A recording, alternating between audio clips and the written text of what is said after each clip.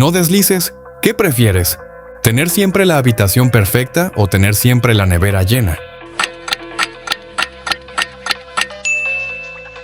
¿Comer una sopa con pelos o suscribirte y darle a like? ¿Un bocadillo con tierra o comentar este emoji?